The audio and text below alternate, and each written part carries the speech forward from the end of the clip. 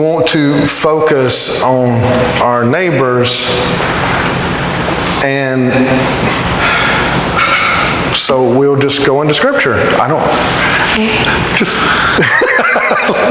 don't know what's going on. Anyway,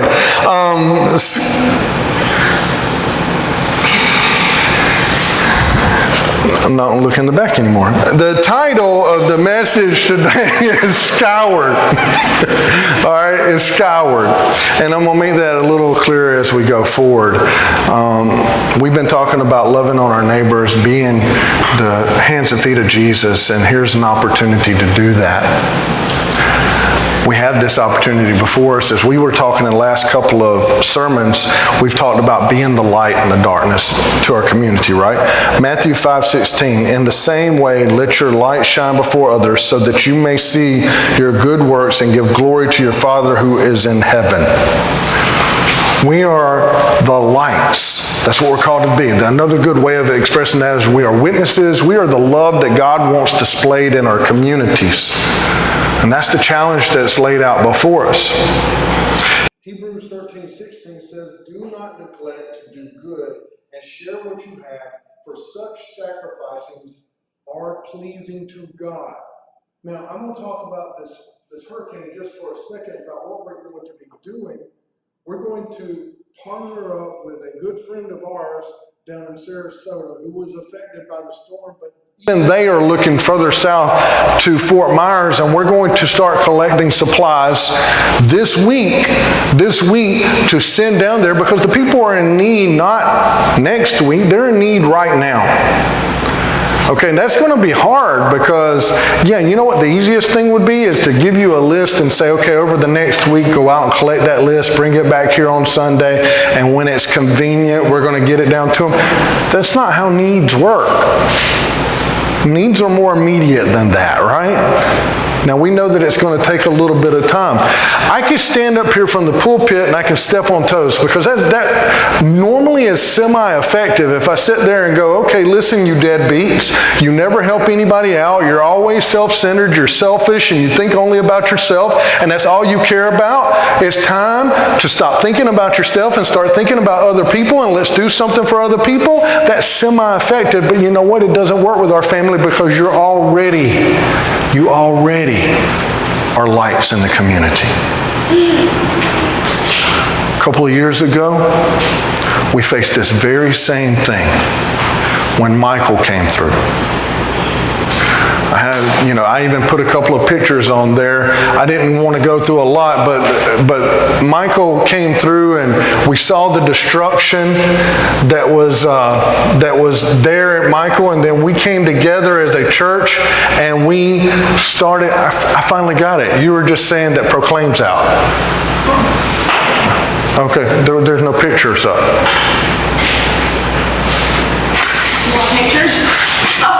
I want pictures. I want to tell you something, and let's just be very clear. I'm going to pay for this later. All right. So we went to Panama City as a church. We went through the destruction. We won't have to look at a bunch of the destruction, but we got together supplies and we rushed it to them. And as we took the supplies to them, they needed it. It was a horrible sight when we went through Panama City, because it was destroyed. It was like there was nothing up. It was like the time Katrina came through New Orleans. It was destroyed. I believe 40 people lost their life in Michael, and I believe that Ian's considered even a worse hurricane. So you've already shown that you will come together, that you will be there, that you will help out your neighbors, but I'm telling you that now is the time to do it again. And so it's going to be fast-paced. I get that. But I'm going to share a list, and we're going to put out a list. You can take a picture of the list, or we can put it out on social media. We can send it to you if you want, or whatever. But this is what we were sent. First of all, I didn't put this together, because if I put this together, I probably would not have asked my church and put forklift on there. And then in parentheses, I know that's a big ask. Okay, that's a huge ask. But this is the list that I was sent. And as you can see, it goes from small things to the bigger things and everything else like that, but from water to Gatorade, this makes sense, right? They have no power, and they're not going to have power for quite some time. Dry foods, non-perishables like jerky and trails mix and stuff makes sense. Down to tarps that you can put over so that when rain comes through, it's not destroying more stuff like lights and flashlights and headlights and baby food. All this makes sense. To the bigger stuff, chainsaws and hole saws and all that. You know, whatever you can do.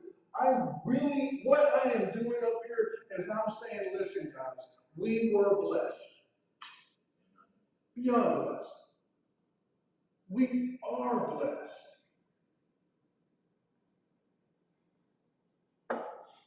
How can we help our neighbor?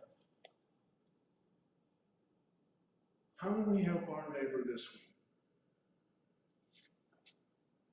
We're going to do some runs. Now, they're closer to it, so the friend of ours, mine and Anthony's friend, his name is Blake. He's a pastor there in Sarasota. They're going to do a run into Fort Myers tomorrow, and then we're probably going to do another run Thursday or Friday. We want to be a part of that Thursday or Friday run. Now, how would that make sense? How would we be able to do that? Because I can't wait until Sunday to come back and collect that. Now, there's only one of me, and as you can see, you look around, it's very obvious that Chelsea's not here in the center, by the way, because she's normally holding that center down. But there are people that probably would want to be a part of this, but are not here, can't be here this morning. I'm going to get the message out to them as well. But tomorrow night, we have a life group, right, at my house. If you are part of that life group, or you can be a part of that life group, come. Gives you a whole day to pray about and go get something. Or not, you know? But I'm asking you to pray about it. Can I come and get something from you? Yes, but remember there's only one of me. So if every one of you wants me to travel to your house or a place to get something, then I just will not have the time to do so. Okay? So the more that you can get it to me, the better. We have another life group Wednesday night at Arnie's house. If you're like, you know what, I just don't see in my schedule that I could get it done by Monday night, but I could get something done by Wednesday night, that's the last possible time. And then I'm picking everything up, I'm rounding it up, and we're going to get it down there. Now, I'm not saying that exhausts what we're going to do for our neighbors, that we're going to wash our hands and be like, you know what, we're not doing anything else, we've done our good deeds. No. But there's a need right now. I'd like to see that everybody with their heads understands that there's a need right now. Good. Pray about being part of that need. Pray about being a light to the people that need that love right now. You've already demonstrated in the past that you're very good at this. I look to be blown away by what you're going to do this time. I'm going to put that list up again at the very end of service. Any questions you have, you can come talk to me. Again, we have life group tomorrow at my house. And then we have life group Wednesday night at Arnie's and them's house. Either one of those occasions, or you can reach out to me personally and be like, listen, can we meet up somewhere? Can we do this? And that would be fantastic as well. We will work something out. Today, I said the message is about Skyward, looking up. Now, it's going to seem strange, but it's really tied into value. It's what do you value? I read this story, it stuck with me. I had to go find it because I thought it really applied today. And I have not had the opportunity to vet this person's name. So if you know this story and you know this person's name, note that I don't know how to pronounce anything. I have to vet everything, so I don't know. All right? But the story about the Titanic. And I think the Titanic is one of those occasions in history of where there's just so much stupidity surrounding everything with this Titanic that it's a tragedy because of our hubris, right? Because of our pride. But the Titanic was built, and when the Titanic went out on its voyage and everything, at that time in 1912, there was 11 millionaires on the Titanic. Now that don't sound like a big deal because you just about about got to be a millionaire to buy any home in St. Petersburg, right? But back in the day, that was a huge deal, okay? There was 11 millionaires on the Titanic, and when the Titanic went down, one of these millionaires, Major A.H., I'm going to say his name is Puchin, okay? That's the way it's spelled. He was a very wealthy man, and the thing about the story that stood out to me is that when the Titanic hit the iceberg, there was reports going through, he survived, and there was reports going through the boat that they had hit an iceberg, and his story was, I didn't even believe that we had hit an iceberg, and if we had hit an iceberg, we were not going to go down. The Titanic is so well built, it's not going to sink, right? So he's sitting at a dinner table while people are being loaded off on lifeboats, right? When it first starts, he's at a dinner table. By the time that he realizes that it's a truly sincere threat, that everything is, that they are actually going to sink, he has the opportunity to go to his stateroom, and he said in his stateroom, his valuables and the money that he had in there was about $300,000. Now, $300,000 in 1912 was a load of money, you know, and a lot of valuables. In that moment, though, he decided, what is that going to do me? What good is that going to do me? And he grabbed 3 oranges. He took 3 oranges to the lifeboat, and it's because of those 3 oranges that he gives credit that he survived. Right? It's funny, though, when I read this story, when I first heard this story, it's funny how quickly we change what we value. Because under most any other circumstances, we're going to go after that $300,000 worth, right? Not the 3 oranges. There's not hardly a day goes by that we're like, well, if I had the choice. But circumstances determined in that moment that those 3 oranges were way more valuable. And today we're going to be talking about evaluating value. What's truly valuable? We're going to start where we left off in Luke 12. In Luke 12, 13 through 15, it says, someone in the crowd said to him, Teacher, tell my brother to divide the inheritance with me. But he said to him, Man, who made me a judge or an arbitrator over you? And he said to them, Take care and be on your guard against all covetousness, for one's life does not consist in the abundance of his possessions. So Jesus is confronted with these 2 people, and you know that in the Jewish custom, the firstborn got double the inheritance. But a lot of times in the families, maybe the younger brother or whatever felt like he was deserved just as much as the inheritance. So they're coming to Jesus because Jesus has got a lot of sway now. He's built up quite a crowd around him.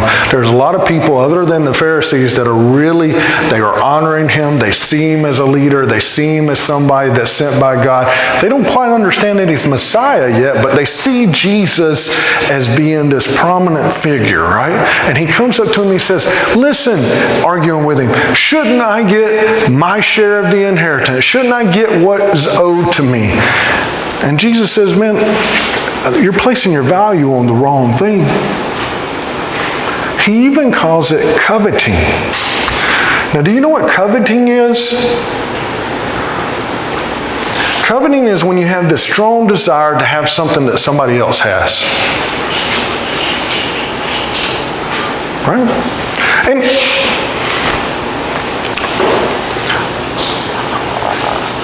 probably needs to be clarified because it's a very, very fine line that can't easily be defined. We all have a desire to have something that somebody else has. But when it becomes a passion, when it becomes a goal, when we become fixated, right?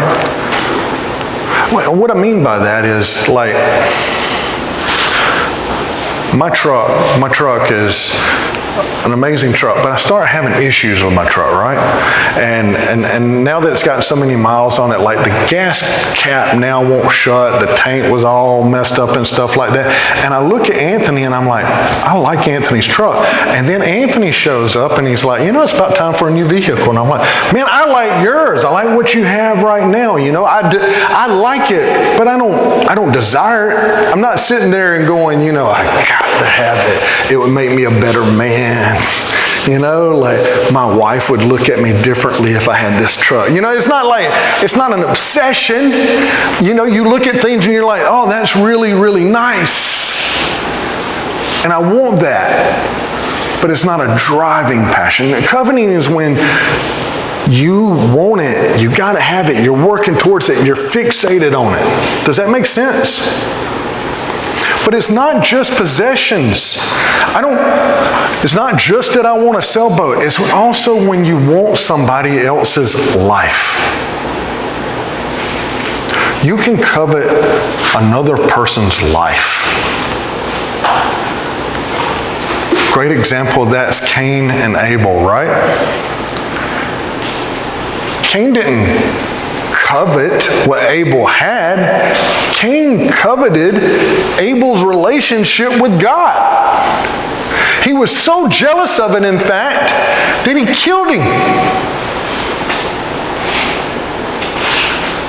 He coveted that. You desire something so bad. Colossians 3:9 says, put to death therefore what is earthly in you, sexual immorality. Does that make sense to you? To put that to death? Huh? To be led around by your lust? That makes sense? Yeah, that makes sense. Your impurity, your passion, your evil passion, because he clarifies that with evil desire, and then covetousness, right? Like, that's the one thing, when you really think about it, that feels like maybe that doesn't fit there. Like, is it really so bad that I want to have Gary's life? Is that really so bad that I want what he has? That I don't feel like I've had a fair shake in life? That I feel like that I'm facing more obstacles? That I draw the short end of the straw? That the lot that was dealt to me was worse than my neighbor's? That I don't have a sailboat? That I don't live on the water? I don't have 5 cars? I don't have Seth's Jeep? Oh, I let that slip out. Right? I don't have these things? Is that really that bad? Yes, it is. Do you know why? Because when you have that, it is idolatry. It's idolatry. And you know what idolatry is? It's putting something over God.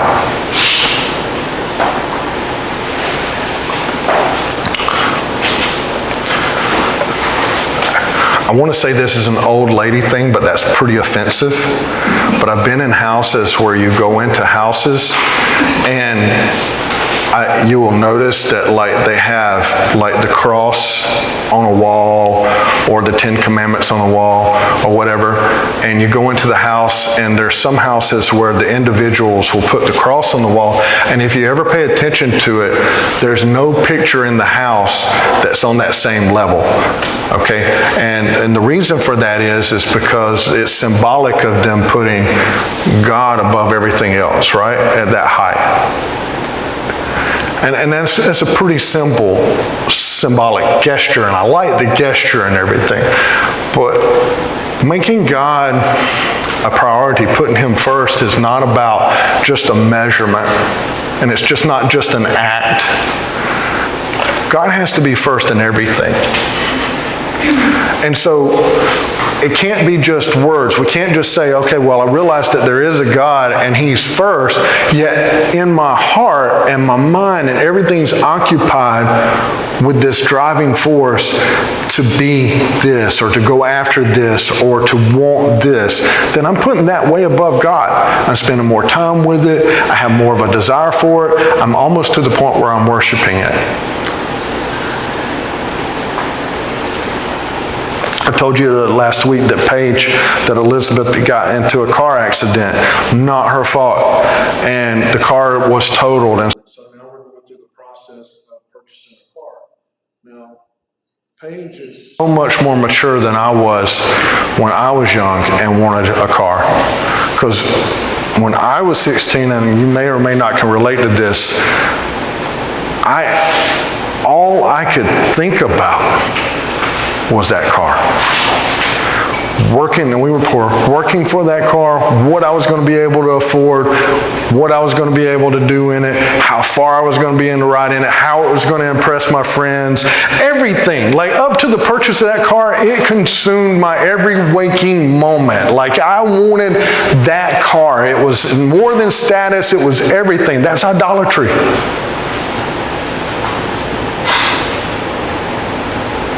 That's what it is. It's putting something above God. Jesus goes on to say in Luke 12, 16 through 21, he's sitting there, and he told them a parable saying, the land of a rich man producing plentifully. And he thought to himself, what shall I do? For I have nowhere to store my crops. And he said, I will do this. I will tear down my barns and build larger ones. And there I will store all my grain and my goods. And I will say to my soul, soul, you have ample goods laid up for many years. Relax, eat, drink, be merry. But God said to him, fool, this night your soul is required of you, and the things you have prepared, whose will they be? So is the one who lays up treasure for himself and is not rich toward God. Listen, the thing is that fullness of life is not found in possessions. It's not. Fullness of life is not found in anything that we can have. I have no personal experience to base this off of, but I can tell you with all certainty that there are people that have everything that you dream of, and they still are not happy. Okay? Fullness of life is not found in that. And not only is fullness of life not found in materials, let me go ahead and put it very clear to you. It's only found in God. Fullness of life is not found in other people. Fullness of life is not found in your careers. Fullness of life is not found in your education. Fullness of life is not found in anything else other than your relationship with God. You know what we were designed to do? Worship God, not creation. We were not designed to worship creation on any level. But we're taught that this is what we value. Your whole life, you're building towards something, right? Your whole life, you're taught that this is what defines a person. What defines a well-functioning family? Right? Part of most everybody else's definition is going to be a home, a stable job, all these things. These are true, but then we start working towards these dreams of what we want. They tell me right now that we're not in a housing crisis. We're in a housing crisis. And you know why I know we're in a housing crisis? Because I know that where I live right now, and I've said this to other people, so if you've heard it before, don't turn a deaf ear. There's an important point there. What I live right now is I live in a fine, middle class little corner of the world. My house is exactly what I want. I'm not putting that down. I love where I live.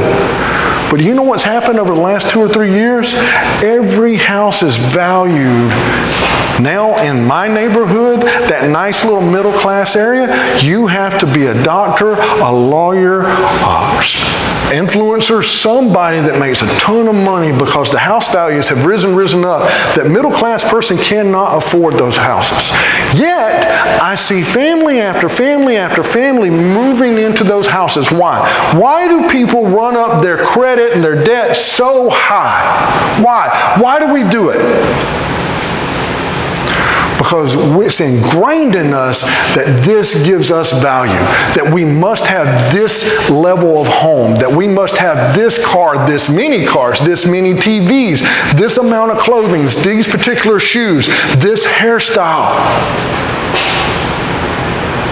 It's ingrained in us, and if we don't have that, we feel defeated, deflated, unsuccessful, wiped out. We must have it. And so we will do anything that we can to have what our parents had at 23 years old. And that's stupid.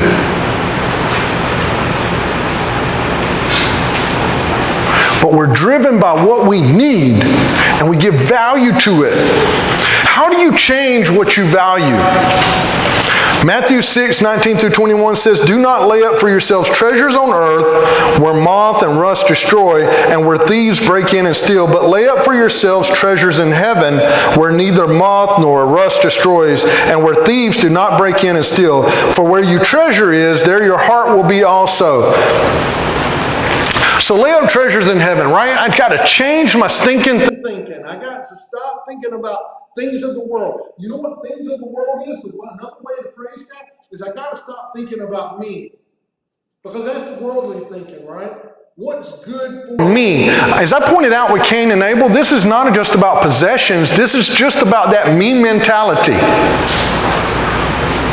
What does the world have for me?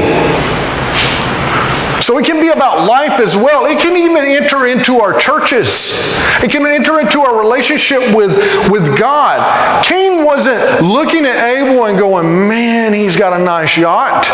Why didn't I get a nice yacht? Why didn't I get... No. He was jealous of the relationship. Not that he really wanted a relationship with God. He wanted the blessings that were coming from that relationship with God. That's what Cain wanted. He coveted it. And so even in our churches, we have this very same disease sometimes of people coming in and they don't desire a relationship with God. They desire the me. What can this do for me? How is this going to benefit me? What benefits me about being at church? What benefits my life? I want what I perceive somebody else has. They're showing up, they're involved in church, and they got blessings coming out the Yahoo. That's what I want, so I want to go to church. And if that's not happening for me, then I want to go to another church because it's about me. No, fullness of life's got nothing to do with us. And that's the irony, right? The irony is that it seems like it should. When we say that we're trying to have the fullness of life, that we're searching for it, well, then that sounds like that's about us. I want God's blessing in life. I want the joy that only God can provide in life. I want the authentic realness of life. Then that sounds like that's a pursuit of me. And it's the exact opposite. If you want the fullness of life, then you can't be the driving force. It can't be about you. It's got to be about God. Because it's His relationship, having a relationship with Him, that makes us complete.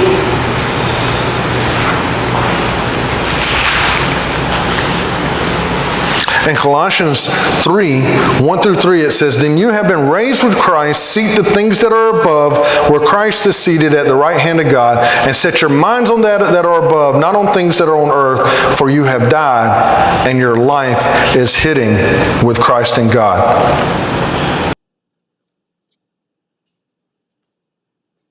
Set your minds on those things that are above. Set your mind on things that are eternal.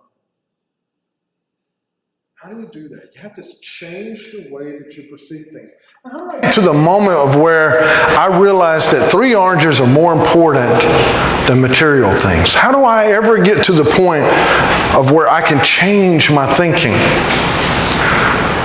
Several years ago, no, let's say it's a lot more than that. It's a lot more than that. But there was a song that came out, Live Like You Were Dying, okay? And there's half of you in here knows the song, half of you just looking at me with blank stares. All right, but Live Like You Were Dying. And when that song came out, it was such a popular song. It affected culture across, it's a country song, but it affected culture. It went across genres. It crossed all barriers, and it actually went into the church, right? And there were so many sermons during this time that were like, let's tie into this because everybody's kind of connected with this. And the whole idea, not that it was created during this time, but it definitely blew up during this time of having a bucket list. Like if you knew you were dying, does it not change how you would live? It does. If you knew for a fact that you were dying, if a doctor came in here today and said, okay, listen, I think this is fun because, this is only going to make me feel horrible if you die. Jordan, if the doctor comes in, and if they come in and they tell you, okay, you got 6 months, you got a year to live, it changes everything. It changes everything. It changes how you approach your job. It changes everything because now all of a sudden your job is just a job. You're probably not, you might be, but you're probably not wealthy enough to not do that job. Your family still needs you to do that job. But now it's not your life because you know that you're not going to be around long. You're just using it to provide for your family at the bare minimum because you're wanting to spend time with your children. You're wanting to go and do some things with your wife. You're wanting to go out and do stuff. If you knew you only had a year to 6 months left, you probably have a bucket list of things that you want to do. You want to get together with Seth, and you want to dive out of a plane. You want to go ride a mechanical bull. There are things that you want to do. There's places that you want to go see. We're going to take that European trip, Mary. There's things that you want to do. But let's pull it down a little bit more. What if you knew that you only had a day to live? I promise you that if you pull it back and you're like, oh, I only have 24 hours. So let's even only have an hour. Only have an hour to live. I want you to really think about that for a second. If you sincerely knew that this was your last hour, how would you spend your last hour? I promise you it wouldn't be on a mechanical bull. Wouldn't be traveling. Surely wouldn't be working. Probably be on the phone with some loved ones. Probably hugging the ones that are close to you. It is amazing how short our lives actually are. And we have no clue. We have no clue when a storm's going to come in and change our entire life. We have no clue when an accident's going to happen. We have no clue when we're going to be diagnosed with something that's incurable. We have no clue moment to moment. But even if we live to life expectancy of a normal human being, it is a very short period of time. And it's amazing how much of that time we waste. It's amazing how much of that time that we spend on things that we truly don't value.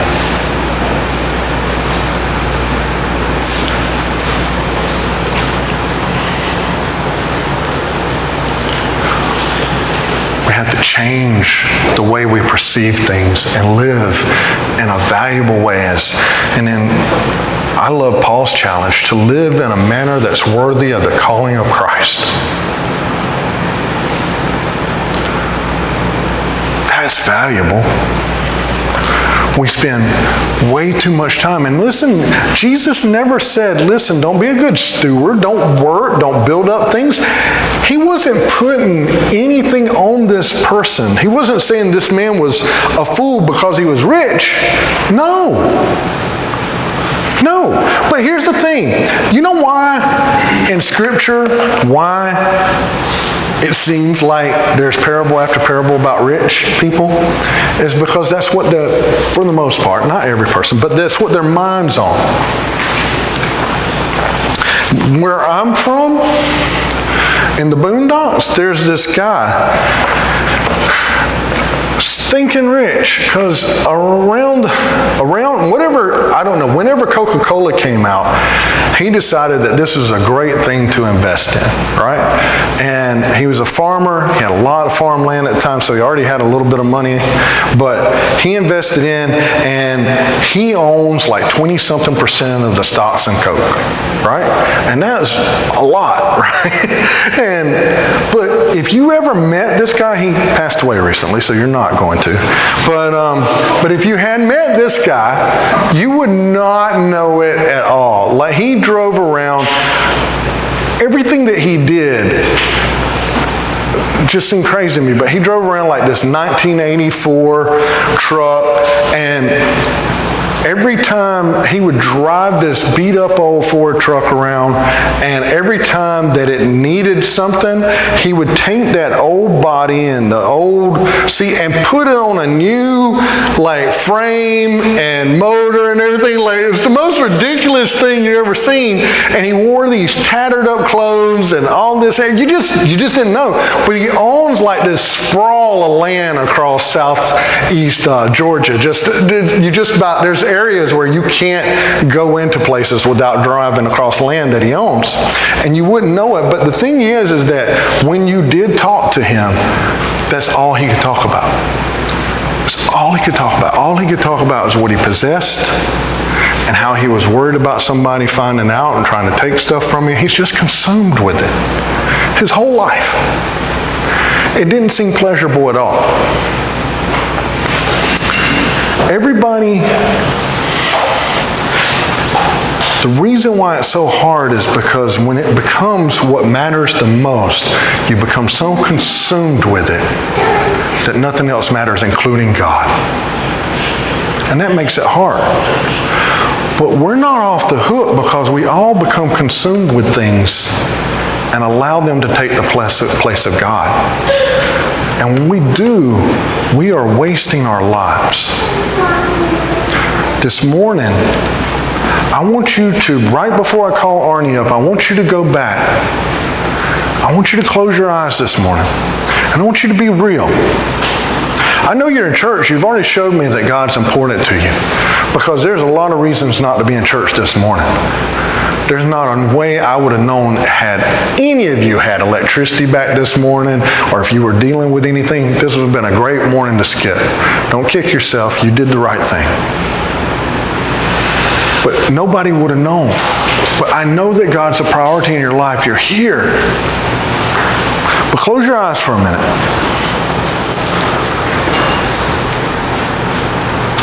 For just imagination's sake, this is your last hour.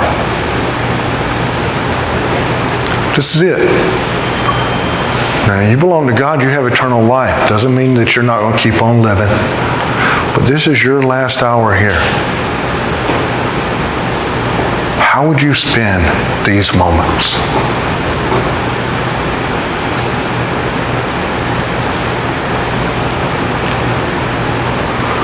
The things that are circling in your mind, those are pretty valuable things to you. Now weigh them against God.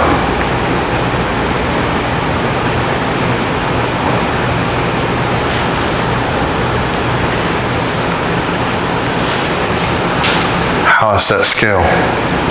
What's that scale look like this morning? Arnie, I'm going to ask you to come up this morning.